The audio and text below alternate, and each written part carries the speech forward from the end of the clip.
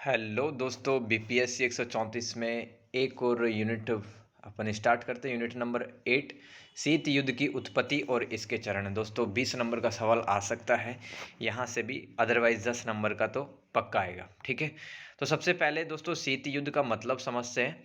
यहाँ पर बर्नार्ड फारूक एक विद्वान है, उनके अनुसार शीत युद्ध एक प्रकार का वाक युद्ध था, यानी कि बातचीत के जरिए ये युद्ध लड़ा गया था। ठीक है, वैसे हथियारों के साथ में युद्ध नहीं लड़ा गया था। जो कागज के गोलों कोमा पत्र पत्रिकाओं कोमा रेडियो तथा प्रचार साधनों तक ही लड़ा गया। इसी युद्ध में न तो कोई गोली चली और न ही कोई घायल हुआ। यह केवल कूटनीतिक के उपायों द्वारा लड़े जाने वाला युद्ध था, जिसमें दोनों महाशक्तियां एक दूसरे को नीचा दिखाने के सभी उपायों का सहारा ले रही थी। यानी कि दोस्तों ये जो 1945 और 1991 के बीच में जो शीत युद्ध हुआ था अमेरिका और सोवियत संघ के बीच में, ये वास्तविक लड़ाई नहीं थी। ये तो सिर्फ मतलब एक दूसरे के खिलाफ दुष्प्रचार करना, ठीक है, एक दूसरे को नीचा दिखाना, प्रतिस्पर्धा करना आर्थिक क्षेत्र में, अंतरिक्ष क्षेत्र में, ठीक है, सैन्य प्रौद्योगिकी में। तो इसी प्रकार से ये युद्ध लड़ा गया था। अर्थात ये एक वैचारिक युद्ध था, जिसमें समाजवादी गुट का नेतृत्व सोवियत संघ यानी कि यूएसएसआर ने किया और पूंजीवादी देशों का नेतृत्व यूएसए अर्थात अमेरिका ने किया। यूएसए ने अपना प्रभुत्व बढ़ाने हेतु पूर्वी यूरोप के देशों को मोलोटोवा योजना शुरू कर दिया, पूर्वी यूरोप के देशों को अपने खेमे में शामिल करने के लिए। इसका उद्देश्य राजनीतिक व सांस्कृतिक व सैन्य रूप से इन देशों को यूएसएसआर के साथ जोड़े रखना था। इसलिए और बदले में अमेरिका ने ये जो पूर्वी यूरोप के देश थे इनके लिए मार्शल योजना तैयार की। तो मैं कह रहा हूँ कि दोनों प्रतिस्पर्धा करेंगे। कोई भी अगर कोई पहल करता है तो दूसरा देश वैसी ही पहल करेगा। सोवियत संघ ने समाजवादी देशों हेतु एक सैन्य संगठन भी तैयार किया, जिसे वार्सा संधि कहते हैं, जबकि अमेरिका ने यूरोप के देशों की सैन्य मदद हेतु नाटो अर्थात उत्तरी अटलांटिक संधि संगठन बनाया। नाटो को उत्तरी अटलांटिक संधि संगठन भी कहते हैं। पूंजीवादी उदार लोकतंत्र को मुक्त बाजार अर्थव्यवस्था का समर्थन करता है, जबकि समाजवाद ने राज्य के स्वामित्व को श्रमिकों के अधिकार को समतावादी व्यवस्था की मांग की है। ठीक है, तो पूंजीवाद क्या है और समाजवाद क्या है ये मैंने आपको बता दिया है। दोस्तों बहुत ही बढ़िया ये नोट्स हैं। ठीक है, आप कम से कम 2 बार वीडियोस को देखें और ये नोट्स लिखते जाए साथ साथ में, राइट, एक एक चीज़ समझ में आएगी। अब इसकी उत्पत्ति कैसे होती है, एक तो भू राजनीतिक की व्यवस्था देखते हैं और एक वैचारिक व्यवस्था देखते हैं। यहाँ अपन कारण खोज सकते हैं, उत्पत्ति खोज सकते हैं कि कैसे ये शुरू हुआ। तो देखो, शीत युद्ध पूर्वी ब्लॉक व पश्चिमी ब्लॉक के बीच एक लड़ा गया युद्ध था। द्वितीय विश्व युद्ध के बाद में यह सिर्फ वैचारिक युद्ध था। इंग्लैंड और फ्रांस जैसे पूंजीवादी देश द्वितीय विश्व युद्ध के बाद में कमजोर हो गए थे। दूसरे विश्व युद्ध में अमेरिका व सोवियत संघ एक ही समूह में होने के बावजूद भी शीत युद्ध में एक दूसरे के खिलाफ सैद्धांतिक रूप से खड़े हो गए थे। तो दोस्तों भू राजनीतिक व्यवस्था क्या है, मतलब दुनिया में सबसे आगे निकलने की होड़ है। ये अमेरिका और सोवियत संघ के बीच में एक मतलब एक वैचारिक युद्ध की स्थिति बन जाती है। ठीक है, साथ ही अपना प्रभुत्व स्थापित ये दोनों देश करना चाहते थे। अपनी शक्ति बढ़ाने को आकांक्षाओं को प्राप्त करने के चलते दोनों देशों में अविश्वास उत्पन्न हो गया। ये आप लिख सकते हैं भू राजनीतिक व्यवस्था में कि मतलब यूरोप के क्षेत्र में, ठीक है, और पूरी दुनिया में अपना प्रभुत्व अपनी शक्ति बढ़ाने के लिए इन्होंने अपने अपने विचार अलग कर लिए और विचारों के आधार पर ये युद्ध लड़ा गया। ये भू राजनीतिक व्यवस्था में इसकी उत्पत्ति खोज सकते हैं। अब वैचारिक व्यवस्था में क्या है, 1917 की सफल रूसी क्रांति, बोल्शेविक क्रांति जिसका नाम था, कार्ल मार्क्स के समाजवादी विचारों से प्रभावित थी। यूरोप व अमेरिका के पूंजीपतियों ने इस क्रांति को शत्रुतापूर्ण देखा। यहीं से दोस्तों स्टार्ट होता है शीत युद्ध की उत्पत्ति। तो रूसी क्रांति की सफलता से दोस्तों जितने भी श्रमिक थे, शोषित वर्ग थे, उनको अपनी आवाज़ उठाने का मौका मिला। एशिया अफ्रीका लैटिन अमेरिका के देश भी रूसी क्रांति से प्रभावित हुए। अतः इन देशों में भी स्वतंत्रता संघर्ष प्रारंभ हुआ। इनमें भी कम्युनिस्ट पार्टियों व समाजवादी संगठनों का उदय हुआ। इस तरह से अंतर्राष्ट्रीय परिवर्तनों से अमेरिका, इंग्लैंड जैसे पूंजीवादी देश खुश नहीं थे। दुनिया में दोस्तों समाजवाद बढ़ रहा था अर्थात साम्यवाद बढ़ रहा था, ठीक है, जिसका नेतृत्व यूएसएसआर कर रहा था। तो इस बढ़ते समाजवाद के कारण जो पूंजीवादी देश थे अमेरिका और इंग्लैंड खुश नहीं थे, क्योंकि ये पूंजीवाद को फैलाना चाहते थे पूरी दुनिया में। पूंजीवादी देशों ने सोवियत संघ पर आरोप लगाते हुए कहा कि जिन देशों में समाजवाद फैल रहा है वहां अधिनायकवाद उत्पन्न हो गया है, जो स्वतंत्रता को, लोकतंत्र को, मानव अधिकारों व मुक्त बाजार अर्थव्यवस्था हेतु सही नहीं है। अमेरिका ने अपने सैन्य प्रभाव का प्रभुत्व जमाने हेतु 6 व 9 अगस्त 1945 को जापान के हिरोशिमा व नागासाकी शहरों पर परमाणु बम गिराए। याद रखना है, अमेरिका ने अपना प्रभुत्व बढ़ाने के लिए, ठीक है, 6 अगस्त और 9 अगस्त को 1945 की बात है, जापान के 2 शहर पर परमाणु बम गिराए थे, हिरोशिमा और नागासाकी शहर।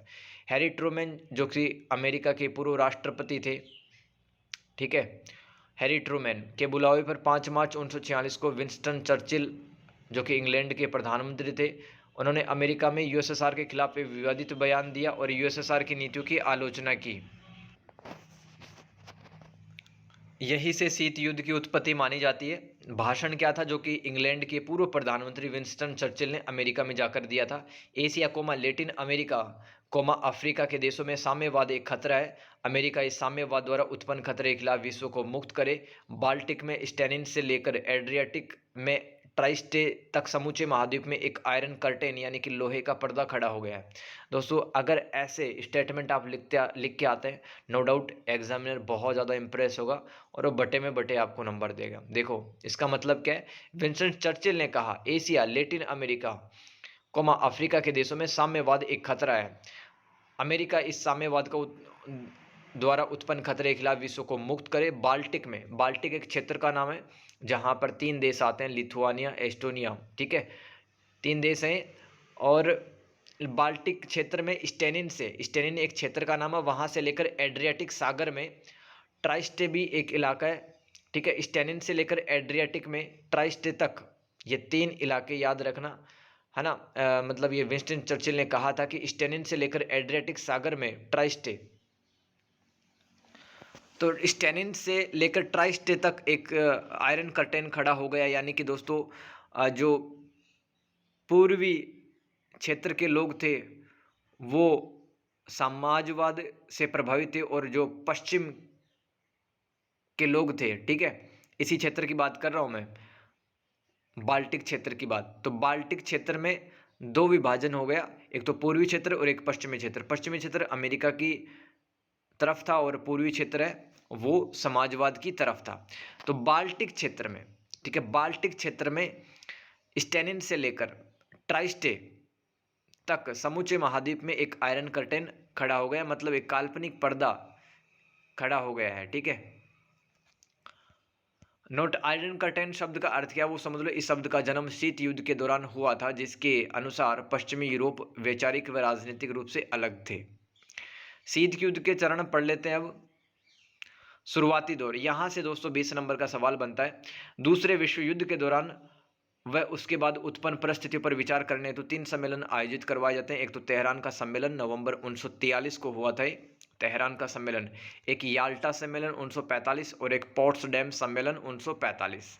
ये शुरुआती दौर में शीत युद्ध अभी अभी स्टार्ट हुआ ही है, ठीक है।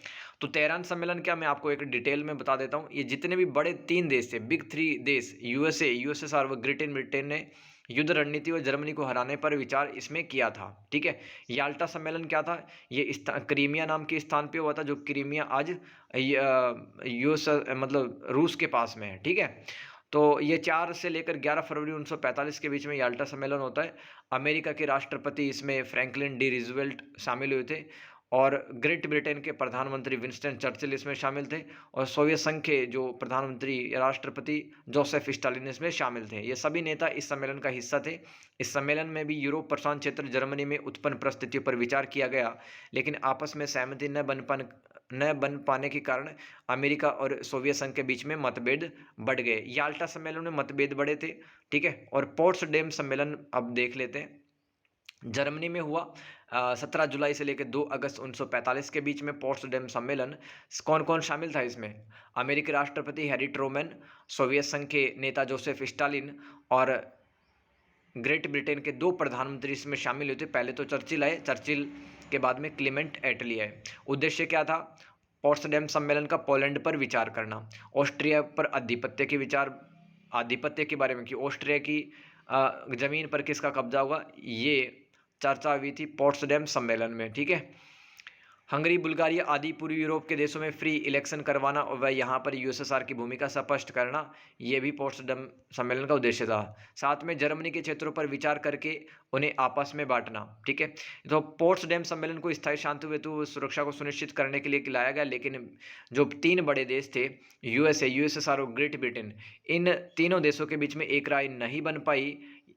फलतः पोट्सडम सम्मेलन से अमेरिका और सोवियत संघ के बीच में वैचारिक मतभेद अलग अलग होने लगे, अतः अब शीत युद्ध की शुरुआत मानी जाएगी।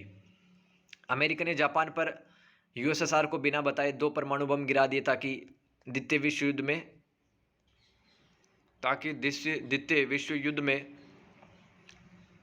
जापान कमजोर हो जाए तथा जापान में सोवियत संघ का सैन्य प्रभाव कम हो जाए। 1917 से ही सोवियत संघ व यूएसए अपनी अर्थव्यवस्था को मजबूत करने हेतु आपस में प्रतिस्पर्धा करने लग गए, ताकि पश्चिमी यूरोप व पूर्वी यूरोप में देशों को अपनी आर्थिक सहायता देकर उन पर अपना प्रभाव बढ़ा सके।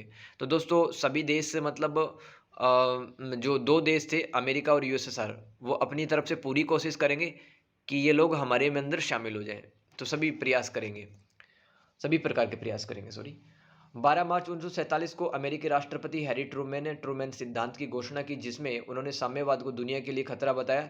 यह सिद्धांत सोवियत संघ के साम्यवादी और साम्राज्यवादी प्रयासों पर नियंत्रण की एक अमेरिकी नीति थी, जिसमें दूसरे देशों को आर्थिक राजनीतिक सैन्य सहायता देने के उपाय शामिल थे।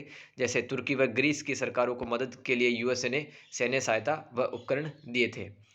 ट्रूमैन के अनुसार सोवियत संघ से यूरोप के देशों में लोकतांत्रिक प्रणाली को खतरा होगा तथा यहाँ पर भी अधिनायकवाद फैलाया जाएगा। अधिनायकवाद को इंग्लिश में कहते हैं ऑथोरिटेरियनिज्म।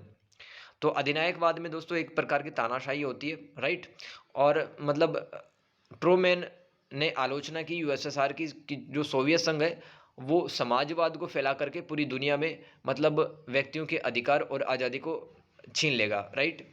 और सभी देशों में अधिनायकवाद फैल जाएगा, लोकतांत्रिक प्रणाली खत्म हो जाएगी, इसलिए समाजवाद से दुनिया को दूर रहना चाहिए, ये कहा था ट्रूमैन ने। 1947 में सोवियत संघ पूर्वी यूरोपीय देशों की अर्थव्यवस्था को मजबूत करने तथा पुनर्निर्माण के उद्देश्य से मोलोटोव योजना लेकर के आता। जवाब में 1948 में यूएसए पश्चिमी यूरोप की आर्थिक सहायता हेतु मार्शल योजना लेकर के आता। ये मैंने आपको पहले ही बता दिया है, ठीक है। 1949 ईस्वी में सोवियत संघ ने परमाणु क्षमता हासिल कर ली। इसके तुरंत बाद अमेरिका ने अपने सहयोगी के साथ मिलकर के नाटो नामक सैन्य संगठन की स्थापना की। जवाब में सोवियत संघ व इसके सहयोगी ने मिलकर वार्सा संधि, जिसको वार्सा पैक्ट भी कहते हैं, उसकी स्थापना की थी। 1949 में चीनी कम्युनिस्ट क्रांति पूरी हो जाती है। बाद में 1950 और 53 में दोस्तों कोरिया संकट उत्पन्न होता है, यानी कि दोस्तों अब उत्तरी कोरिया और दक्षिण कोरिया आपस में लड़ेंगे। उत्तरी कोरिया पर दोस्तों समाजवाद का प्रभाव था और दक्षिणी कोरिया पर अमेरिका का प्रभाव था। क्यूबा मिसाइल संकट ये भी देख लें आप, सितंबर 1962 की बात है।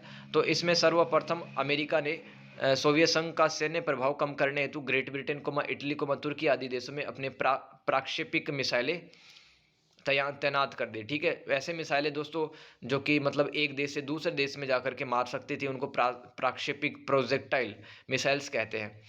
तो यूएसए ने मिसाइलें तैनात कर दी ग्रेट ब्रिटेन, इटली और तुर्की आदि देशों के आसपास।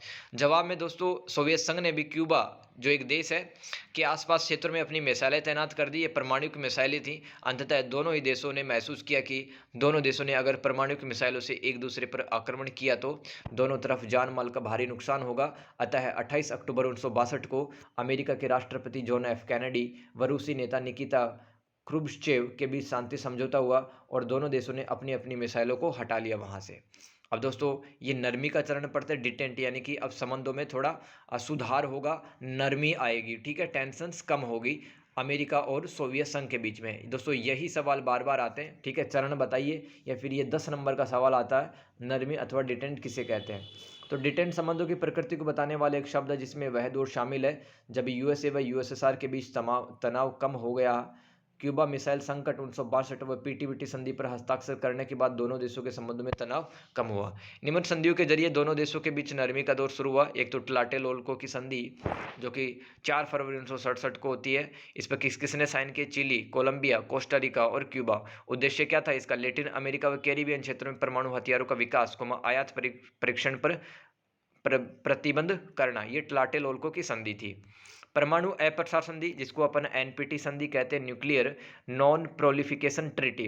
दोस्तों इस संधि के तहत भी कहा गया कि आपको अपने देशों के अंदर परमाणु हथियारों का उत्पादन नहीं करना है। और दोस्तों अगर ऐसी संधियां होंगी टिलाटेलोल्को और परमाणु अप्रसार संधि, तो जाहिर सी बात है यूएसए और यूएसएसआर के बीच में जो तनाव कम होगा। परमाणु अप्रसार संधि क्या है? समय 1968 ईस्वी में इस संधि पर हस्ताक्षर किए गए। मकसद था इसका परमाणु हथियार और हथियार प्रौद्योगिकी के प्रसार को रोकना, परमाणु ऊर्जा के शांतिपूर्ण उपयोग को बढ़ावा देना। यानी कि दोस्तों परमाणु के जो पदार्थ होते हैं जैसे कि यूरेनियम है, सीजियम है, थोरियम है, इनका उपयोग आप सैन्य प्रौद्योगिकी में ना करें, हथियार ना बनाएं, इनसे आप बिजली वगैरह बनाएं, नागरिकों का कल्याण करें, ये कहलाता है परमाणु ऊर्जा का शांतिपूर्ण उपयोग।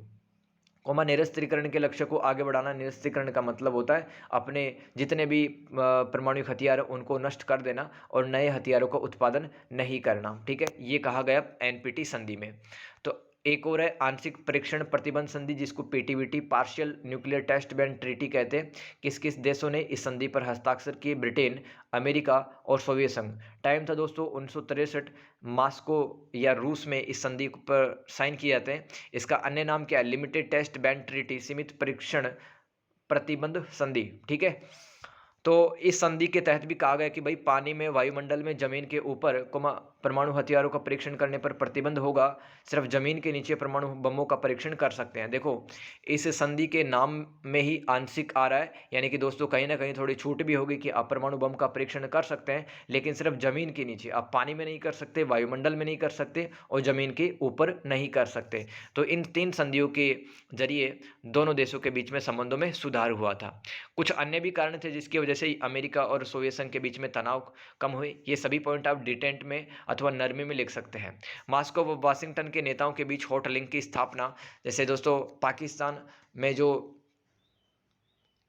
सरकार है और भारत की जो सरकार है दिल्ली, ठीक है, तो इन दोनों बीच में हॉट लिंक की स्थापना पहले से ही स्थापित है। कोई भी स्थिति आ जाए तो दोनों देशों के नेताएं परस्पर बातचीत में रहते हैं, कभी भी युद्ध बड़े नहीं होते हैं। ठीक है, तो ये हॉट लिंक की स्थापना आप समझ गए होंगे कि मतलब किसी भी बुरी परिस्थिति में दोनों देशों के जो नेता हैं वो आपस में बातचीत करके किसी मुद्दे को सुलझा सकते हैं और शांति की स्थापना कर सकते हैं। जर्मनी के 2 क्षेत्रों को अमेरिका और यूएसएसआर के द्वारा मान्यता दे दी गई तथा दोनों को संयुक्त राष्ट्र ने सदस्यता प्रदान कर दी थी। जर्मनी के 2 इलाके कौन कौन से थे?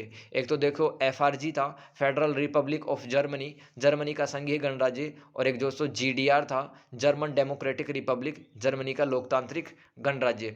तो इन दोनों क्षेत्रों को लेकर के आपस में मतभेद रहते थे। अब दोनों को ही दोस्तों सदस्यता प्रदान कर दी संयुक्त राष्ट्र ने, तो शांति स्थापित हो गई यूएसए और यूएसएसआर के बीच में। ठीक है, अब नेक्स्ट तीसरा पॉइंट पढ़ते हैं। अमेरिका व सोवियत संघ ने 1972 ईस्वी में सामरिक सशस्त्र सीमा वार्ता, जिसको साल्ट भी कहते हैं, स्ट्रेटेजिक आर्म्स लिमिटेशन टॉक्स, की थी। इस वार्ता का उद्देश्य लंबी दूरी की जो प्राक्षेपित जो बैलिस्टिक मिसाइल से इसके उत्पादन में कटौती करना था। तो ये सारे मतलब पहले की गई इनिशिएटिव की गई जिसके तहत संबंध सुधार हुए। एक हेलेंसिकी समझौता बहुत ही ज़्यादा इंपॉर्टेंट है दोस्तों, आपकी जीके को भी बढ़ाएगा। क्या था ये? यह फिनलैंड में 35 देशों द्वारा किया गया एक समझौता था जो 1975 ईस्वी में हुआ था। इसका मकसद था अमेरिका व सोवियत संघ के गुट के देशों के बीच तनाव को कम करना, पश्चिमी व पूर्व के देशों के बीच संबंधों को अच्छा करना तथा देशों के बीच विश्वास निर्माण के उपाय यानी कि सीबीएम कॉन्फिडेंस बिल्डिंग मेजर्स को लागू करना। विश्वास निर्माण के उपाय क्या होते हैं कि भाई आने वाले टाइम पर हम लड़ाई नहीं करेंगे, विश्वास बढ़ाएंगे, ठीक है, अनेक क्षेत्रों में सहयोग करेंगे। ये कहा गया हेलेंसिकी समझौता में। हथियारों की कटौती भी करना इसका एक लक्ष्य था, हेलेंसिकी समझौता। ध्यान रखिए 1975 में हुआ था, यूरोप का एक देश है फिनलैंड वहाँ पे, ठीक है, और ये बातें कही गई थी उसमें। साथ में दोस्तों अमेरिकी राष्ट्रपति निक्सन ने यूएसएसआर की यात्रा की थी और यूरोप में सुरक्षा व सहयोग सम्मेलन भी होता है जिसको CSCE सम्मेलन भी कहते हैं। इसकी फुल फॉर्म हो जाएगी दोस्तों conference on security and cooperation in Europe. तो ऐसे सारे सम्मेलन से दोनों देशों में थोड़ा मतलब संबंधों में सुधार हुआ। इस सम्मेलन में यूरोप के देशों के बीच में निम्न बातों पर सहमति बनती है कि यूरोप के देशों के नागरिक मुक्त रूप से एक दूसरे देश में जा सकते हैं, मानव अधिकारों का संरक्षण होगा, एक दूसरे की क्षेत्रीय अखंडता व संप्रभुता का सम्मान करेंगे, बल के उपयोग से बचेंगे, सीमाओं का अतिक्रमण नहीं करेंगे, विवादों का शांतिपूर्ण निपटारा होगा, आंतरिक मामलों में हस्तक्षेप नहीं करना, लोगों की मौलिक स्वतंत्रता, मानव अधिकारों, धर्म, विश्वास का सम्मान करना। साथ में लोगों के अधिकारों व आत्मनिर्णय की रक्षा करना, राज्यों के बीच सहयोग बढ़ाना, अंतर्राष्ट्रीय कानूनों के तहत अपने दायित्व पूरे करना। दोस्तों कितनी बढ़िया बढ़िया बातें कही गई जो यूरोप में सुरक्षा व सहयोग सम्मेलन हुआ था उसमें, ठीक है। तो तब जा करके दोस्तों कहीं ना कहीं संबंधों में वापस मतलब सुधार होता है। निष्कर्ष रूप में कह सकते हैं दोस्तों, जो हेलेंसिकी समझौता था और तथा जो सम्मेलन हुआ था यूरोप में CSCE नाम से, इन दोनों समझौते और सम्मेलनों के कारण यूरो मतलब अमेरिका और USSR के बीच में संबंध अच्छे हुए तथा लोगों को आश्वासन मिला कि आपके क्षेत्र में शांति स्थापित होगी, आपको न्याय मिलेगा तथा सुरक्षा की स्थापना होगी।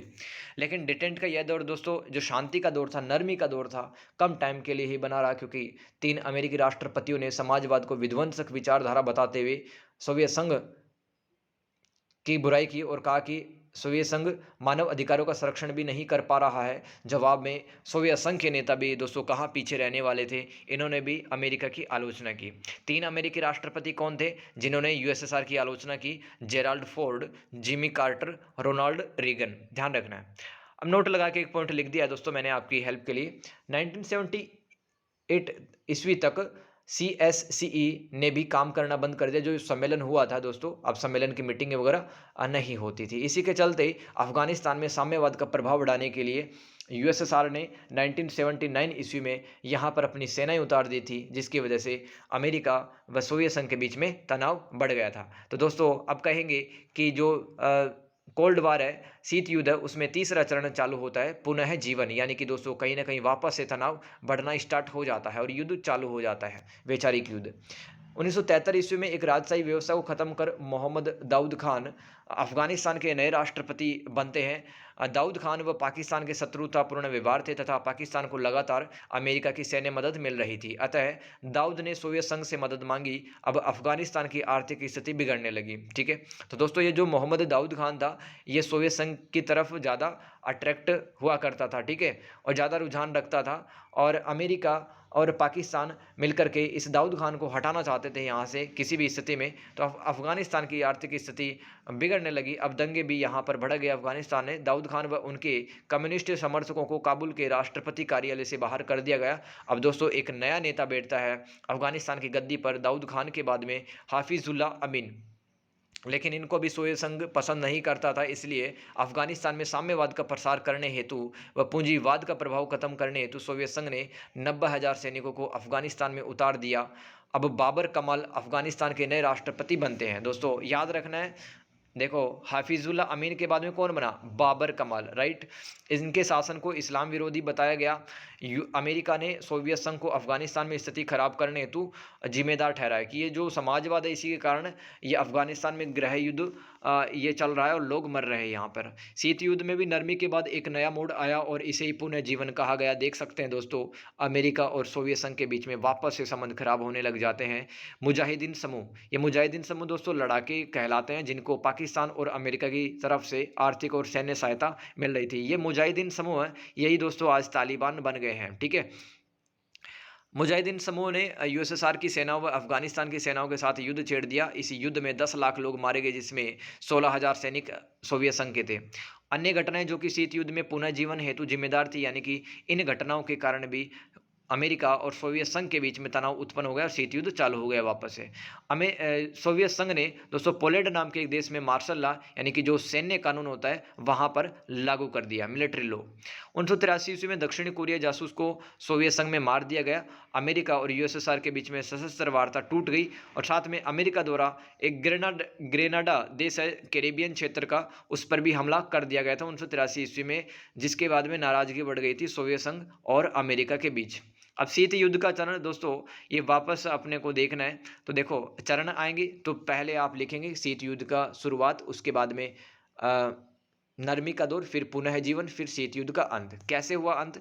USSR द्वारा अफगानिस्तान से सेना 15 फरवरी 1989 ईस्वी में निकाल ली गई थी। 1987 ईस्वी में अमेरिका भी USSR द्वारा एक विशेष श्रेणी के हथियार खत्म करने हेतु एक INF संधि पर हस्ताक्षर किए, जिससे दोनों देश में तनाव कम हुआ।